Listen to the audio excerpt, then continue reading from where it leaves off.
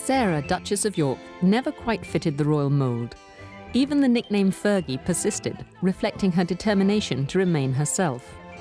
The flying lessons, the frequent skiing holidays, her appearance, and the design of the new home given to her by the Queen all excited comment and controversy.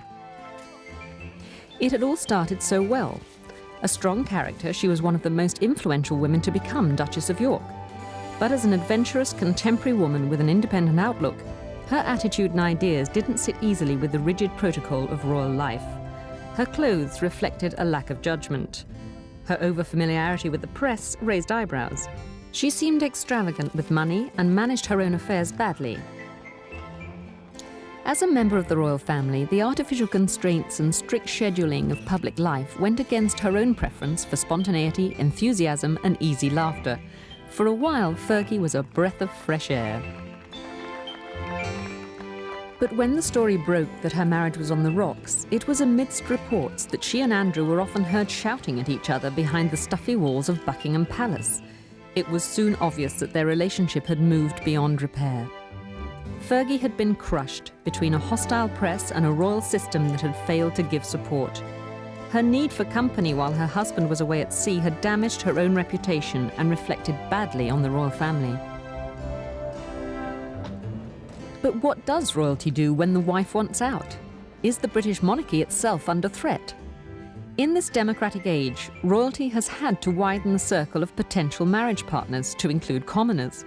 But the Duke and Duchess are yet another example of an experiment that's failed. So where does a royal family go from here? Sarah Ferguson had seemed the perfect raw material for a royal consort, someone who embraced her new status with determination and enthusiasm. But somehow she fell foul of the media and the royal system. Where did it all go wrong?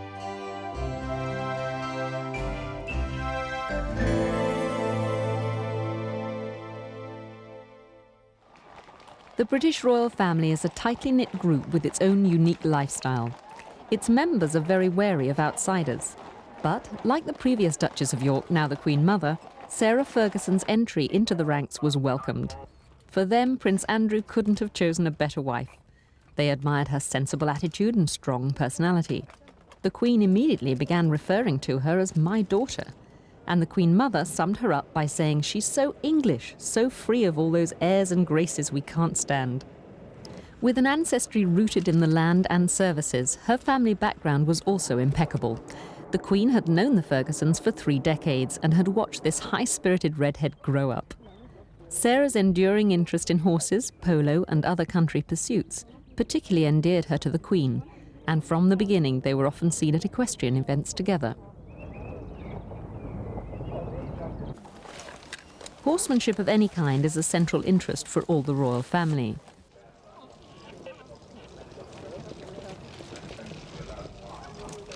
But when the press gets in the way, the Queen is not amused.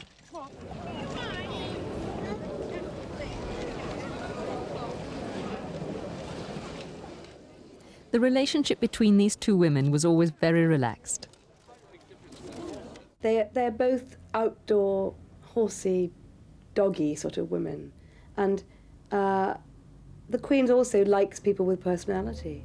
And she finds Sarah an amusing companion.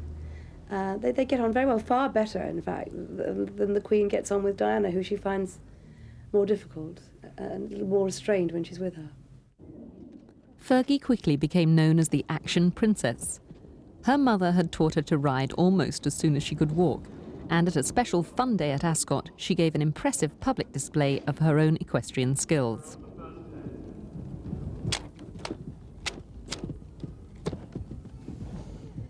But she was perhaps best known as the Flying Duchess.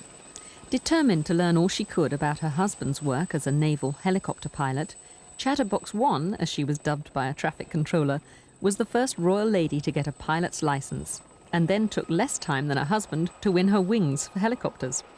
As she herself explained, "I now know exactly what he's talking about when he comes home from a day's flying." But her most controversial activity was skiing. She was first put on skis when she was 4 years old, and it remained an obsession. But the Prince and Princess of Wales were also keen skiers. She rivals Charles in skill and speed, and both enjoyed competing on the slopes.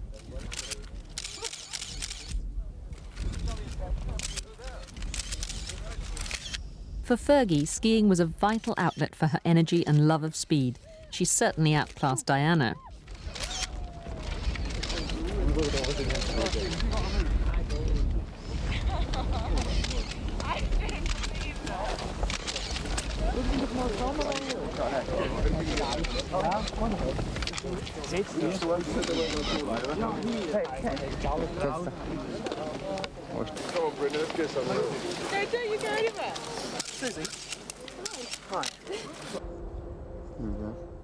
Despite these joint holidays, Fergie's skiing exploits were singled out, and the sport's image as the elite pastime of the jet set soon added fuel to the media's growing criticisms of her leisure pursuits.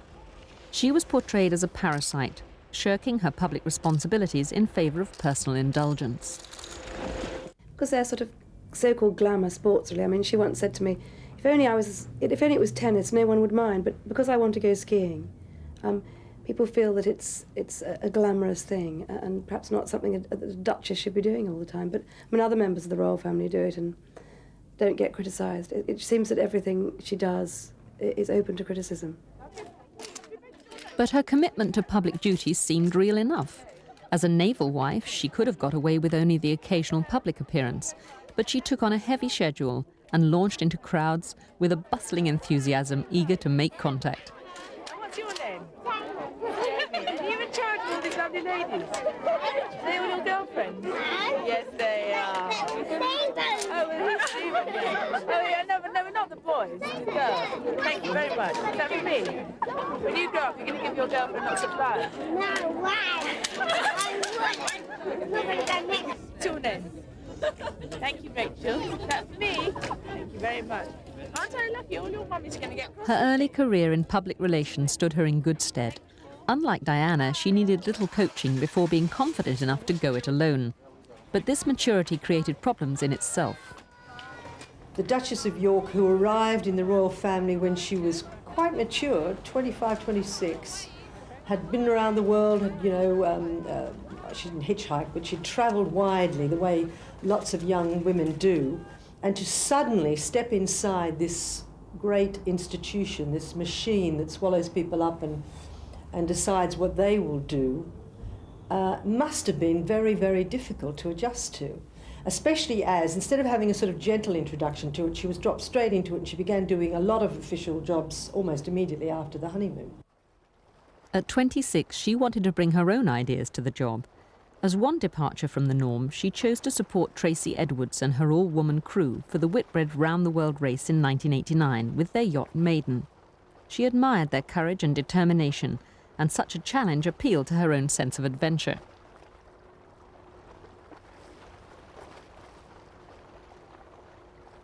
But one of the most unexpected and frustrating aspects of her new royal status was the sudden lack of personal money supply. She'd been used to earning her own living and spending her own cash.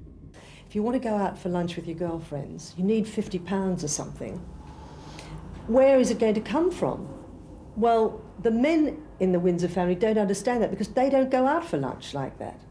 I mean, the Prince of Wales never goes out to restaurants that I know of for meals at all.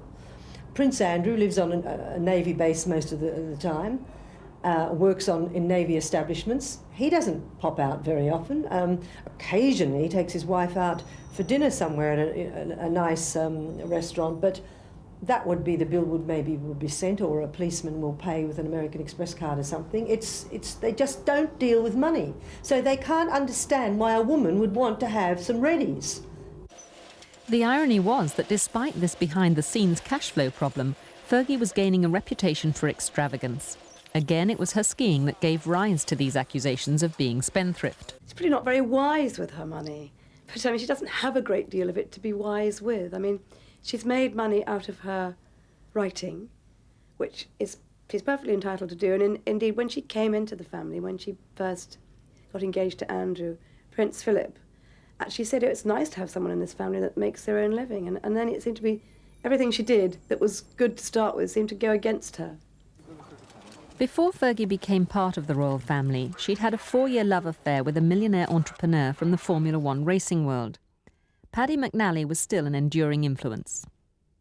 Paddy McNally was a sort of father figure to her, and he was the sort of man, he'd always tease her. He'd tease her about putting on weight, he'd tease her about eating chocolate, he'd tease her about her hair, he'd tease her about everything.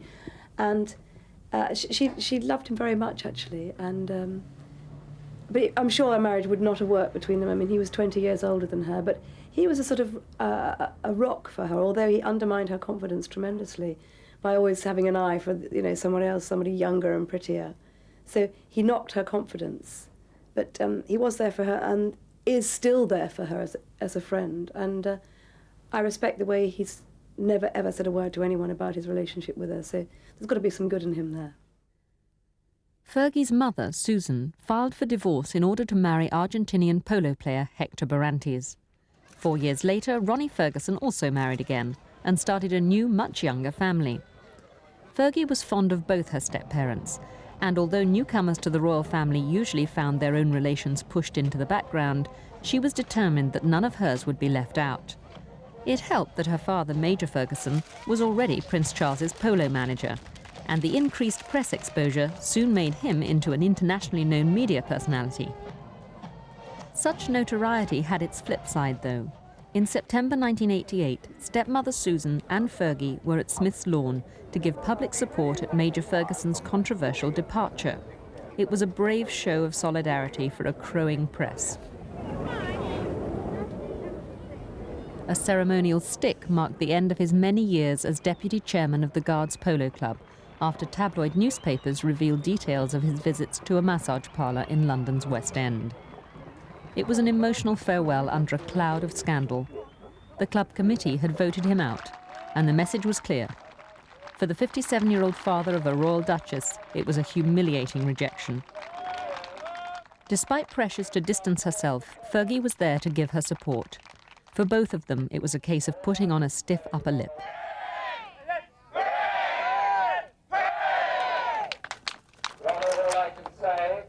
On behalf of all of us here, I personally feel it's a tragedy that you are leaving the club.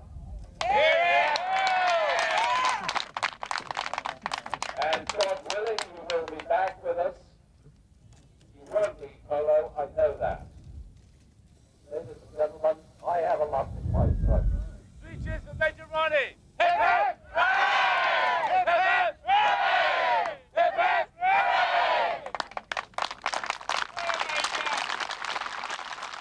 Fergie felt very responsible for what had happened and stuck by him throughout the ordeal.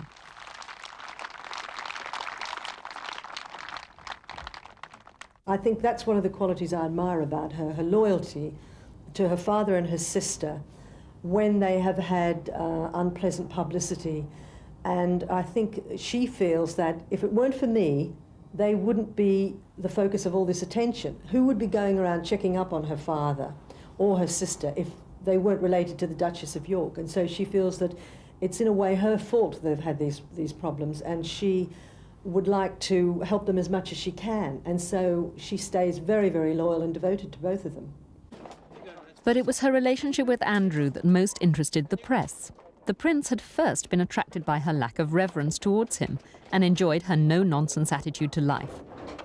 To begin with, they seemed perfectly matched. As Fergie once said, "He's my main right arm. He's the one who gets me through." Their arrival in Cloisters for the wedding of friend and Swiss ski guide Bruno Sprecher brought the world's press to a private celebration. On a less happy occasion, this same man had saved Prince Charles's life during the avalanche that killed Major Hugh Lindsay. But the Yorks were still behaving like newlyweds themselves, and their own marriage's physical warmth was there for all to see.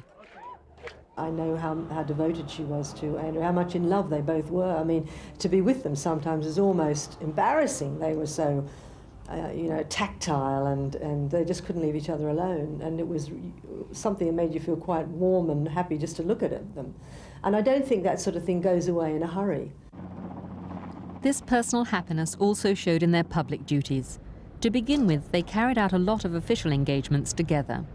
Businesslike, but with their own brand of informality, they made a good team. Fergie seemed determined to make a go of her new life, and that included creating a new home. Sunninghill Park, 5 miles down the road from Windsor Castle, is rumoured to have cost almost £5 million. It was the Queen's wedding present and took 4 years to complete. Incorporating staff quarters and nursery wing, plus swimming pool, tennis court and stables, the 50-room mansion looks more like a Texas ranch than a traditional English stately home, and was nicknamed Palace Dallas and South York by the press. Sarah's first pregnancy was a difficult one. She expanded from a size 12 to a size 16 and felt continually sick. With Andrew away at sea, she also had no husband by her side to comfort her and had to cope alone. But with the arrival of the Queen's 5th grandchild, Beatrice Elizabeth Mary, the discomfort and long wait seemed worthwhile. Born at 8:18 on the 8th day of the 8th month of the 88th year of the century, the new princess's timing, according to Chinese astrology, heralded great good fortune.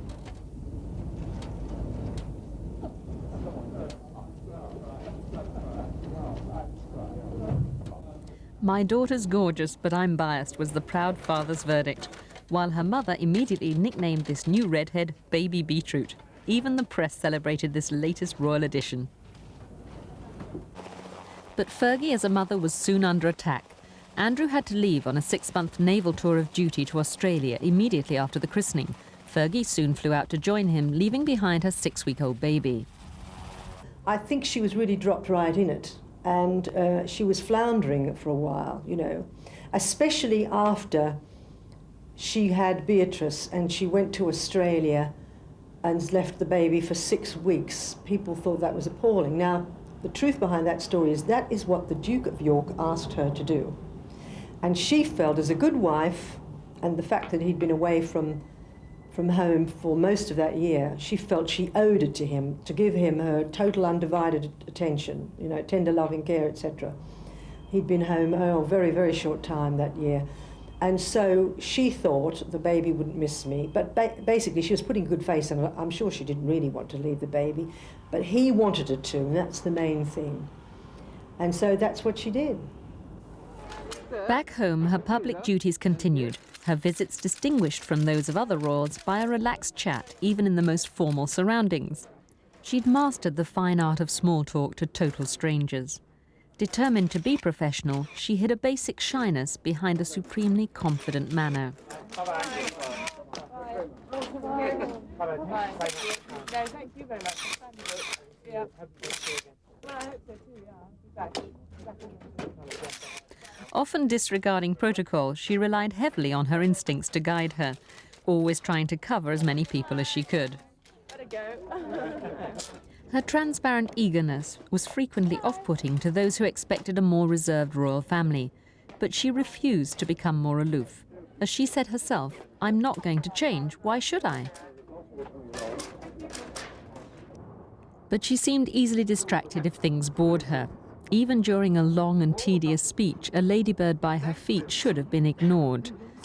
But she couldn't seem to leave it alone and keep her attention on the job in hand. It was a telling episode. If there was a charm school for moulding royal duchesses, this was one pupil who'd failed to conform to the straitjacket of royal caution. Fergie's girlish exuberance persisted. It was a straightforwardness at odds with the carefully structured and often monotonous nature of royal duties. Such non-royal behaviour had been excusable in the beginning, but her learning curve seemed to have taken a wayward turn when it came to patience and standing still on parade. But when a bit of action was required, she was in her element. Audience participation was what she was good at, and if some balloons needed to be cut loose, she would wrestle with the wind and wield the scissors with enthusiasm to get them airborne.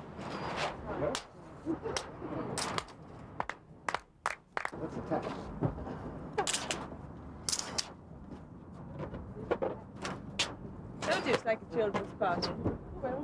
The press were becoming more and more critical of her excitable behaviour, and her lack of decorum generated an air of disrespect at ground level too. One awkward situation occurred when she was taken past Wormwood Scrubbs prison and had to acknowledge the ribald comments of inmates before embarking on an official visit to a hospital.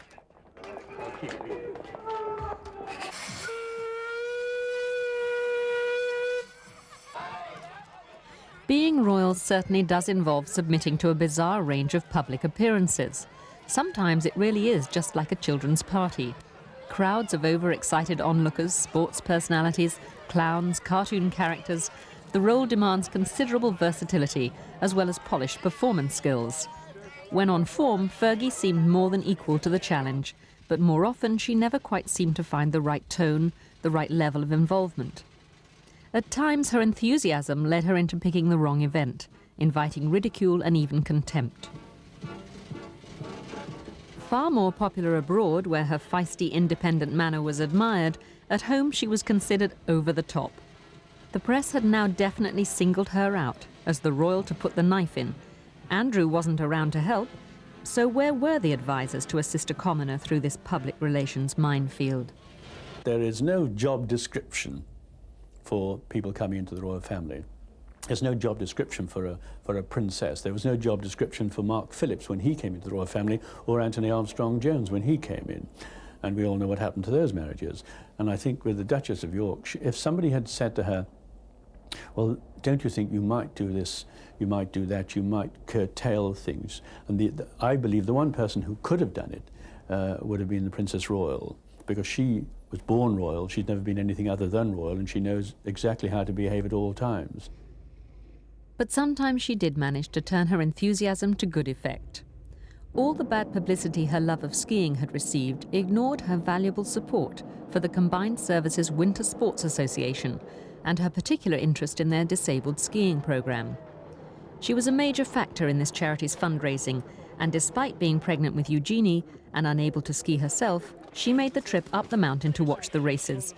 But first, an unscheduled stop to sign a plaster cast. I'll draw one of mine for skiers.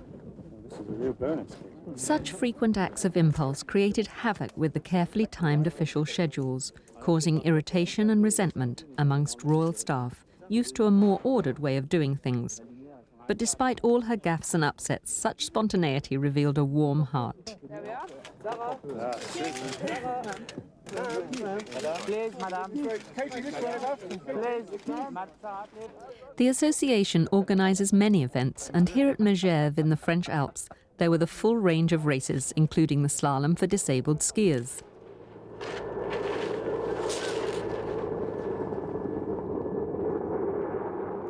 At the final prize giving, Fergie's role as president became more formal, including, much to her amusement, the provision of an exotically coloured throne. As usual, her relaxed manner and humour cut through the stagey setup of the presentation ceremony. Never at a loss for words, she would always rise to the occasion when an off-the-cuff speech was called for. I'm not going to sing a song, and I haven't prepared a speech, but I'm so pleased to be here today. I mean, it's just wonderful. I mean, it's not very much snow, and I think you've done a fantastic job. But her main charity interest was far from the glamorous environment of the ski slopes. Motor neurone disease was little publicised before Fergie took up the cause. As yet incurable, the disease leads to total incapacity and is often fatal.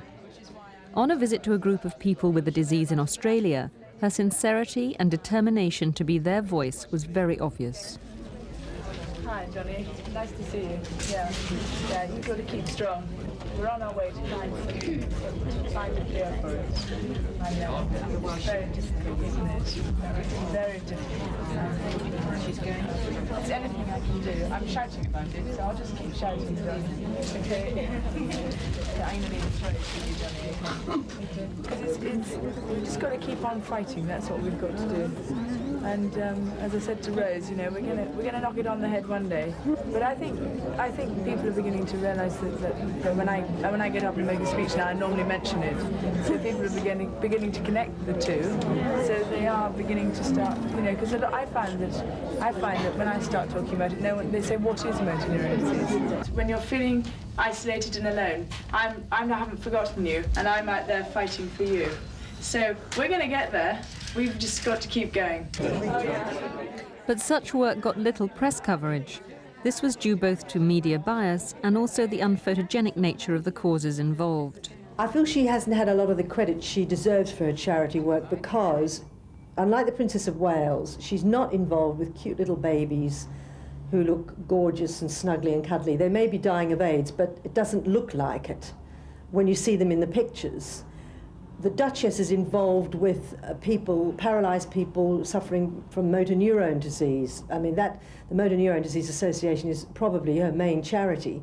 And these people don't make pretty pictures, but yet she does some magnificent work with them. I remember in Australia we went to visit a clinic where there are a lot of people in wheelchairs, and one of the men there was at such an advanced stage he could no longer speak, and he felt so frustrated at not being able to talk to her when she came round to sit with him that he began to cry. And she held his hand and she said, "Don't worry, I'll be your voice, and I'll make the world listen to us. I'll keep on shouting and telling them until, you know, they listen to us and we find a cure." And it was magnificent stuff. And there was a television crew there practically in tears. They were all so moved. Everybody in the room was so moved. And a lot of newspaper photographers. And they all said, "Oh, we can't use that. That's too upsetting for the breakfast tables of Britain." They wouldn't use the pictures. They said, "Oh no, the man doesn't look very good and, you know, it's not nice." And so she has that problem repeatedly.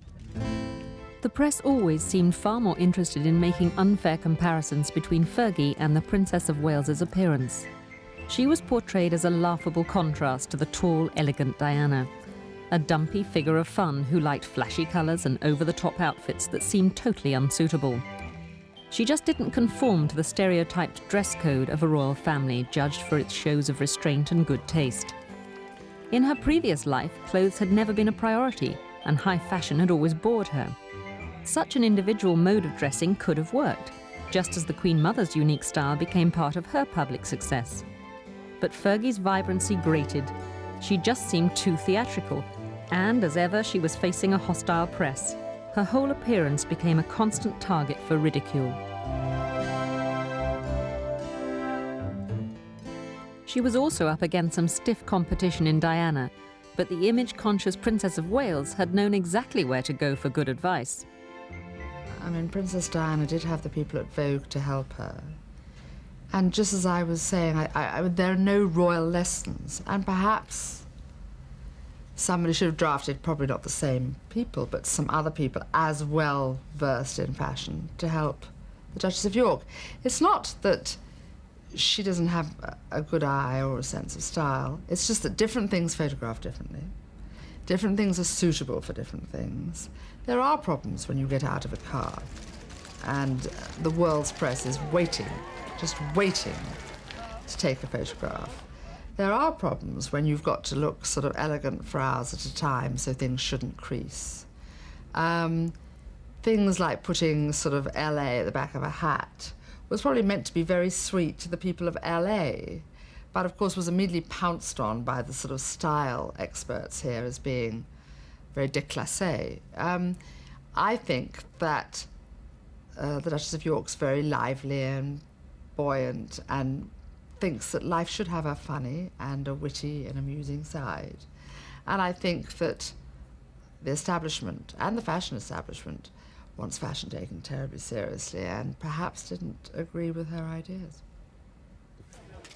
The popular press didn't seem to agree with any of her ideas. They swarmed around her, ready to catch any unguarded moment. No matter what she did or how she looked, the story was always a negative one.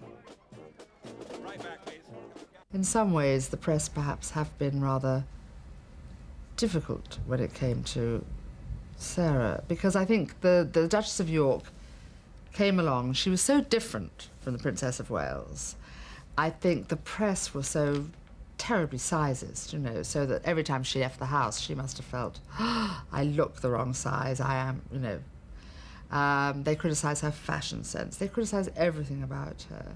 I think that it's very difficult to have an image when you're not sure perhaps what your own image is, and perhaps you're not obsessed by it as some people in the limelight are. Pregnancy proved particularly difficult, a time when choosing clothes for public view became even more of a nightmare, and often looked as much. Both times she expanded to alarming proportions with a huge accompanying weight gain. Even afterwards, she found this extra weight difficult to shift, and the tabloids pilloried her unmercifully. Such unrelenting personal comment was difficult for anyone to cope with, and she took it badly. She had figure problems, figure faults that got publicised heavily, and that kind of thing makes any woman terribly embarrassed and upset. And I think nobody realises how upset she used to get and how she used to sit at home and cry about the cruel things that were written in newspapers.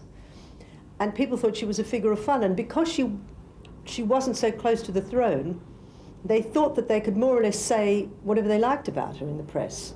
I mean, you wouldn't say such things about Diana, not only because she's slim and gorgeous, but because she is right up there, you know, the next Queen of England, and a bit of a sacred cow. And editors tread very warily around Diana. But Fergie, well, she's never going to be queen. She's way down the pecking order.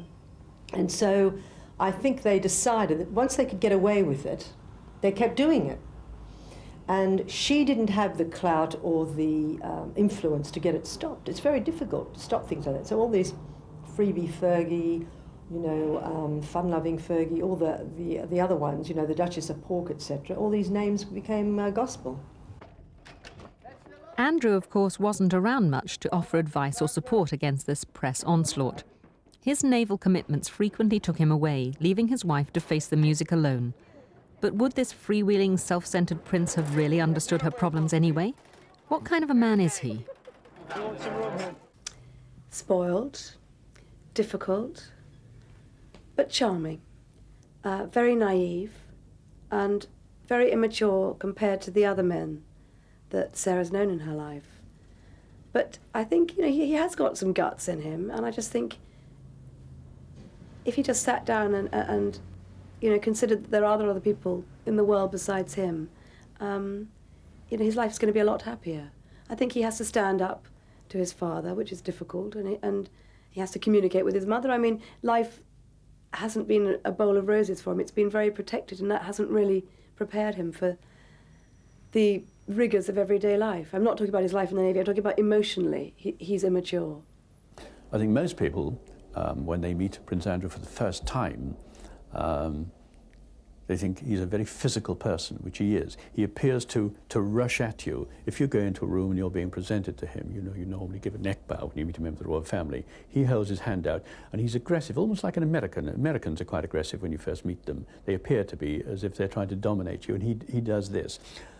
He also shouts. He appears to bark quite a lot, as his father does, whereas Charles and Edward are extremely quietly spoken and a little bit retiring, quite reticent, I suppose. They're very reserved. He is not in the least bit reserved. He's very exuberant, very high-spirited. Andrew has also been called arrogant, too aware of his own position. He often lacks patience, particularly when people get in his line of view.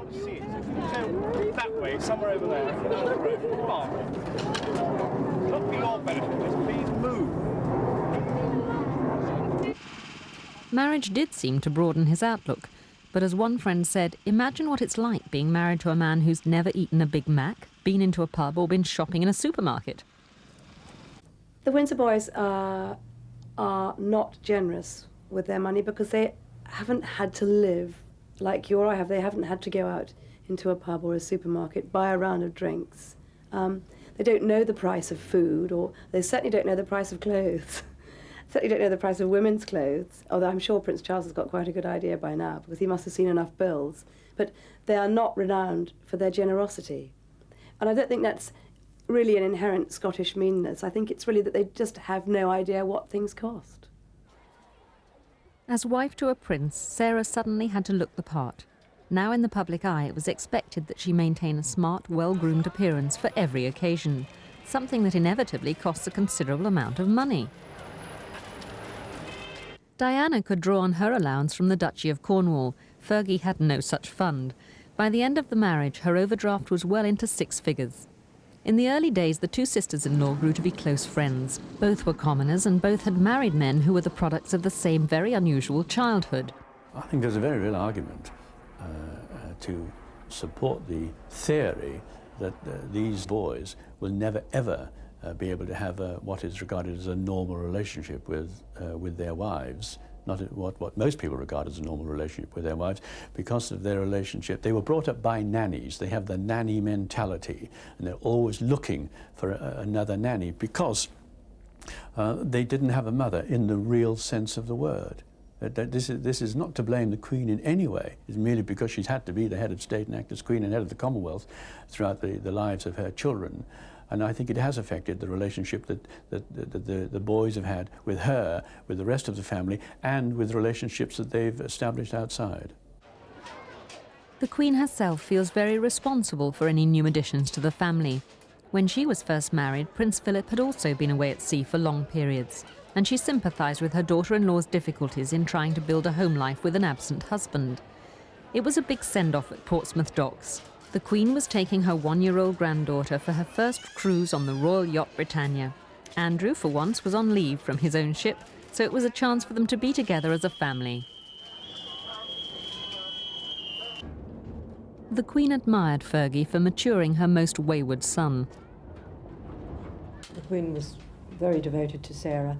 At first she was fond of her because she had taken that playboy Prince Andrew. We've forgotten now that he was Randy Andy once upon a time. Now he looks like a very boring, sober family man, you know, in the suburbs. And she changed him. Sarah Ferguson changed him from being a problem prince into a nice, settled family man. So the Queen would love her for that. She liked her for what she is, which is a very charming person. But I mean, I hear all the time that the Queen goes over to Sunninghill Park for afternoon tea and to play with the children whom she adores. To begin with, they seemed the perfect couple, besotted with each other and unashamedly tactile in public.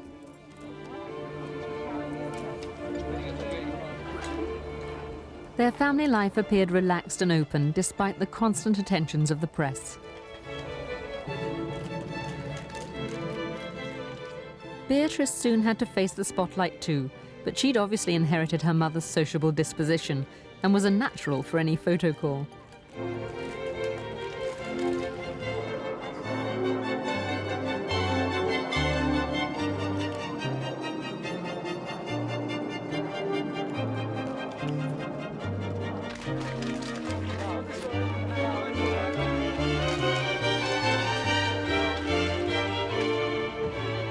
On Mothering Sunday 1990, Andrew became father to a second daughter, and the first visitor at London's exclusive Portland Hospital was Beatrice, come to see her new 7-pound 1-ounce sister Eugenie.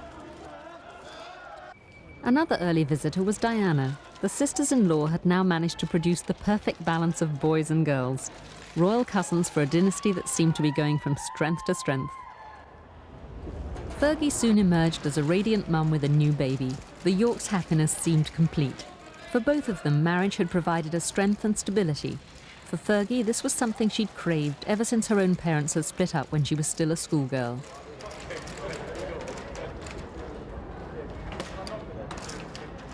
The future seemed very rosy, but history was about to repeat itself. Not many months later, cracks began to appear in the fairy tale facade. Andrew's duties were still taking him away for long periods. For a naval flying officer, family matters have to take a back seat. Left at home, the loneliness of being a naval wife was beginning to take its toll, a situation only exacerbated by her growing isolation within the royal family. She was struggling with the mounting problems of trying to build a successful public role, while rumours were rife that she was finding support and even romance elsewhere. She needed help, and there was none around. There's no charm school for princesses or duchesses. There's no one that sort of stands up and a guru that advises them. I mean, Fergie didn't have anyone like that, desperately needed someone, I think. She had the advice of her father, which sometimes wasn't the best advice, and her mother was away, and she had the advice of her friends who didn't really know. There was no one really to help her, no one that she respected enough to listen to. And I think this is probably one of the problems of people marrying into this family. There's no one to tell them what to do and what they can and can't do, because you can't, your former life just doesn't come into play when you marry into that family. You just cannot do any of the things that you did before. Perhaps that had been her first mistake. Her refusal to forsake her skiing holidays ruffled feathers both inside and outside the palace. Horse riding was another interest she persisted in, but at least this pursuit fitted more easily with the royal family's own obsession with horses. But she can hardly be accused of not taking an interest in her husband's activities. She took on the challenge of learning how to fly, specifically to bring herself closer to him. As she said herself, flying is his life, and I want to be a part of his life. Not many wives would have carried their devotion to such lengths. Chameleon-like, she was willing to take on another's interests for the sake of a more understanding relationship. The effort was all there, and yet the marriage failed. Perhaps it was because she wasn't a typical Windsor woman. The fact that she can go on places like abroad and do speeches in French and German, which the other Windsor women can't do. She is so different in a million different ways. She's more like an ordinary woman, career woman of today. And they are really like women of 100 years ago. And I think that sums up basically the problem. There's no way that Fergie felt she would be beaten by the system, but I think in the end it did beat her. And I think you can't marry into that family and retain very much individuality, which is very sad because that's what we all like. The pressures of an unhappy marriage were clearly beginning to show. For such an exuberant personality, she seemed uncharacteristically withdrawn and depressed. I think she needed time on her own to think. Also, she was so stressed out. I mean, even the last time I saw her, which was last year, at the end of last year, she was so stressed, I couldn't believe it. She was really thin and pale, and she just didn't know what was happening. And then she had this terrible turmoil, and the announcement and the separation, and then the absolutely horrific press intrusion. And she just had to get away, else I think she would have burst. When rumours of problems within the marriage began to leak out, the news hounds scented blood and went in for the kill.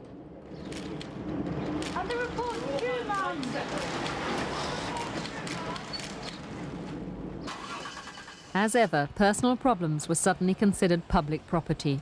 There was nowhere to hide. It's just the media, basically, I think, that has really destroyed Sarah's happiness, in a way. And when she's getting attacked from the outside by the press, the palace began to see that, that she was very unpopular.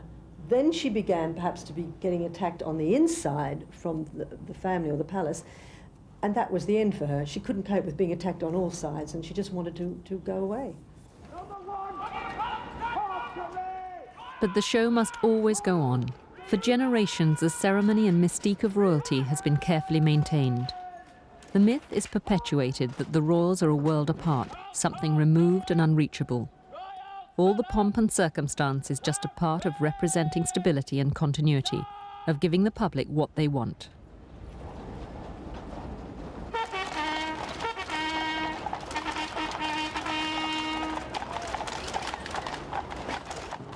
A cleverly orchestrated management system creates this facade. Most of what the world is allowed to know about royal goings-on is channeled through an extremely reticent press office. In keeping with modern trends, isn't it time that the presentation of royal family matters is made more open? The danger is then that the members of the royal family will be seen to be media fodder, rent-a-royal if you like, and the press office will be seen as a public relations office, which they're very anxious to avoid. They don't want to be seen as being in the public relations business. So at the moment, they have to handle essentially what is their main function, which is looking after the public duties of members of the royal family, but more and more, of course, in the last couple of years, they're being asked to handle also the private family affairs, the state of marriage of 3 of the Queen's children. I mean, because as you know, there's a constant spotlight, and there is constant speculation about the state of the marriage of the Prince of Wales and the Princess of Wales.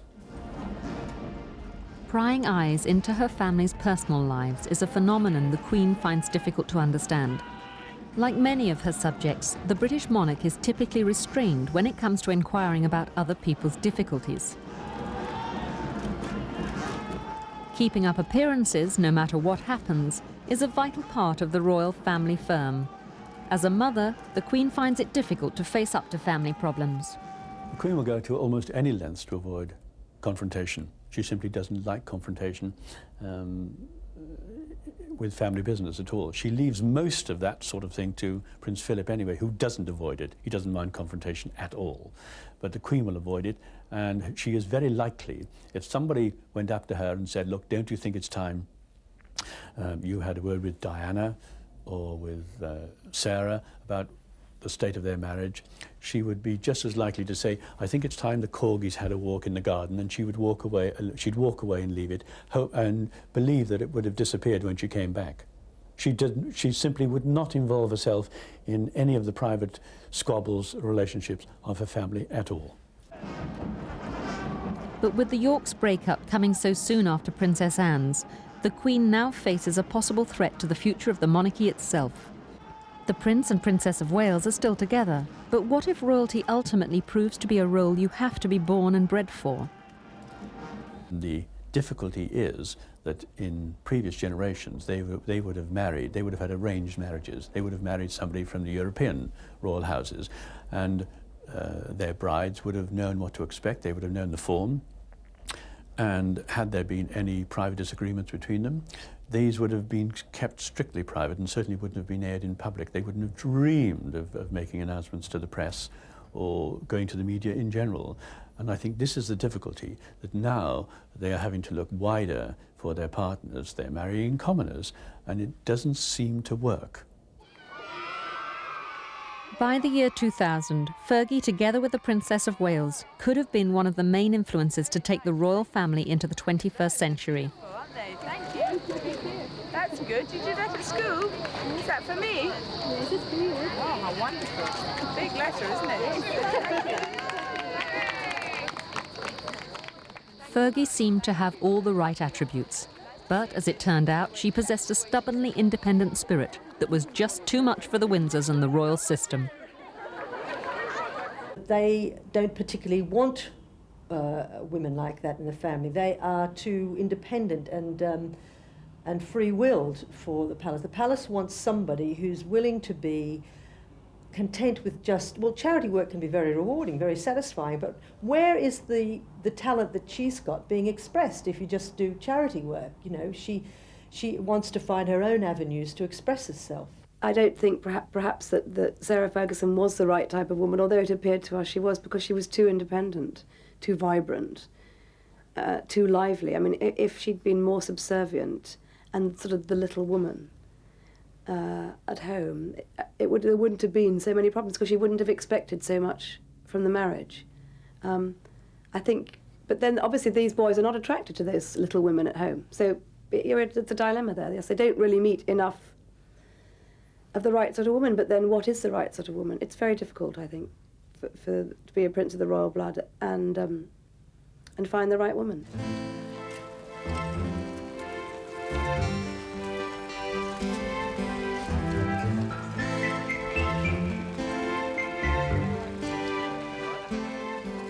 It all began with great expectations. Outside this charmed circle is new territory. What will happen to the first female ex-royal? What does the future hold for Fergie? Everything she does is going to be monitored by the press. She's always going to be an object of ridicule. And if she gets close to anyone, I think it's going to be very difficult for her to form another relationship. She is the mother of the Queen's grandchildren. So I think it's going to be very hard.